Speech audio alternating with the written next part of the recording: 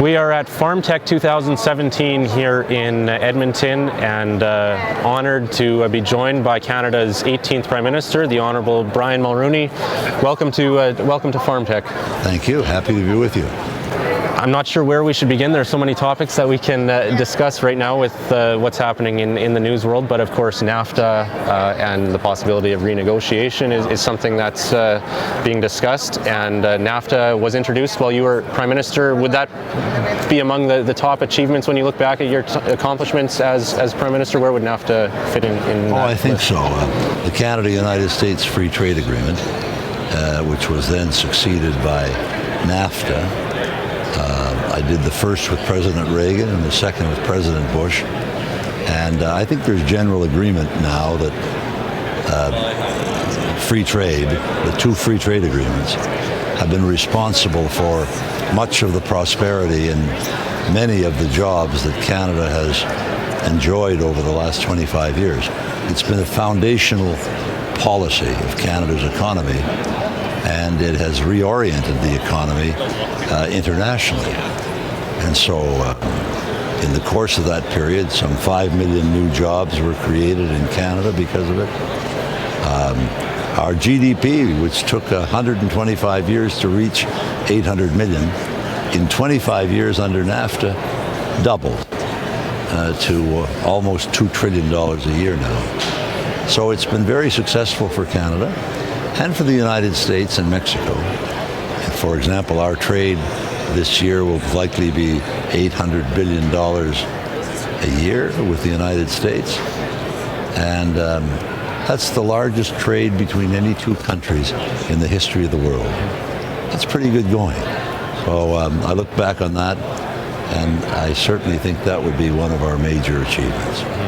And for agriculture as well. We're at a farm conference here. Yes, it's been great for agriculture. And my great friend, Agriculture Minister Charlie Mayer, is going to be with us today.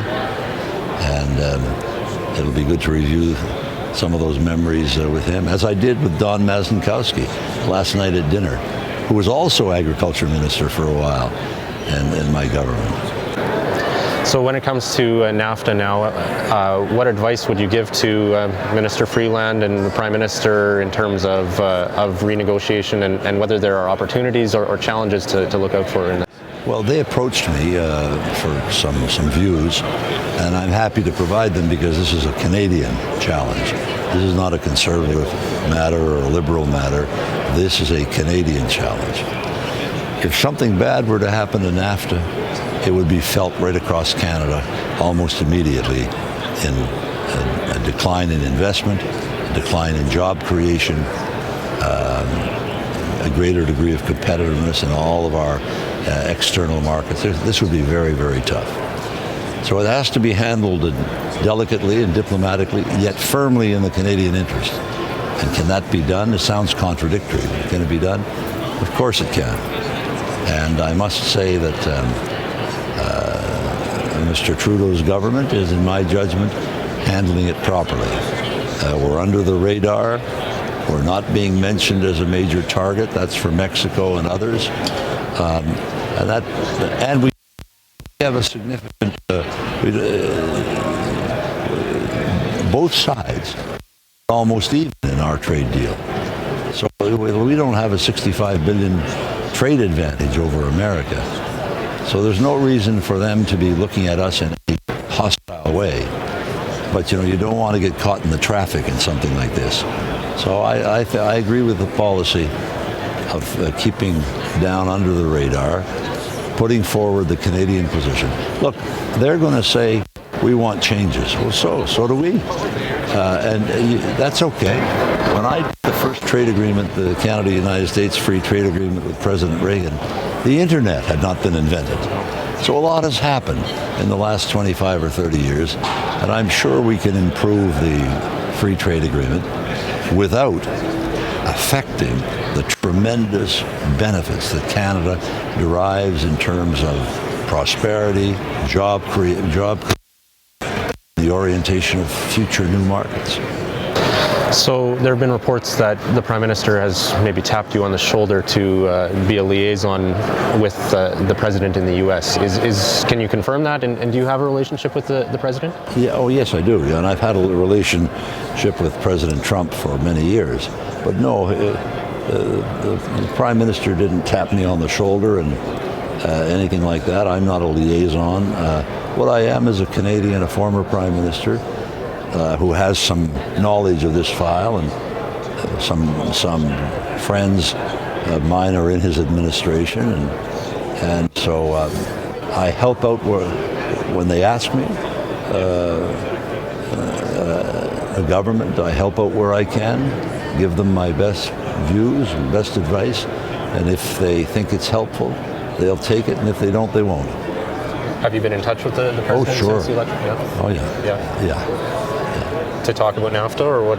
Oh yeah, we talked about what was essentially courtesy at that time. Only now, like today, President Trump just had a press conference talking specifically about NAFTA, along with his Secretary of Commerce, Wilbur Ross, who you also know, right? Yes, Wilbur's a very brilliant guy, very sharp, and he's going to be in charge of the negotiations. And I think that Chrystia Freeland, the Minister of Foreign Affairs in our government, will be able to deal with him very well. And they know that we're not a target. We shouldn't be a target, and that we can together enhance the already great relationship that we have. That's the way I look at it. I view this as an opportunity to do some good for both sides. Moving on then from NAFTA, we're seeing a conservative leadership race right now. Are you still at all involved in conservative movement, and No. Your thoughts? No, not at all? Okay. Not at all. When they come, some of them call me and ask to come by and see me, and they do, probably most of them so far, and I've seen most of them. We just have a chat about the campaign and so on, but I don't follow it very closely. I can't support anybody because as a former Prime Minister and leader of the party, that wouldn't be proper. And so I follow it, but really from afar. Okay. Final question then, maybe a bit lighter topic. We've seen second generation Prime Minister right now. Would you have ever advised your son to go into politics instead of TV? Who, Ben? Yes, Ben, yeah. Well, he'll do what he wants. He's still very young. All my kids are interested in politics, but I'm doubtful that any one of them would want to seek elective office. They're all, Ben's at CTV, and Caroline's a lawyer, and she's vice president of Bloomberg's in Toronto. And Mark is one of them in charge of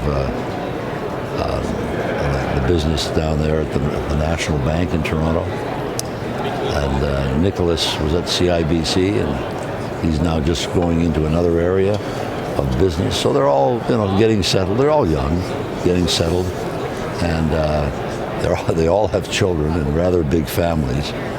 So you have to consider all of that, when you do take that big decision as I did to get into politics. And it's not always easy. But Justin did, and for another party, of course, but I think he's doing well. And as Rona Ambrose, doing extremely well as leader of the Conservative Party, as leader of the opposition there. I wish she had been one of the candidates for the permanent leadership of the party, but she decided otherwise because she has a lot to commend her to Canadian voters.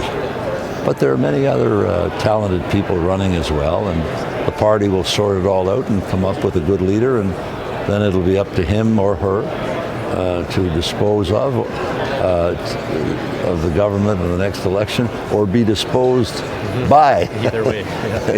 So that's basically it. All right.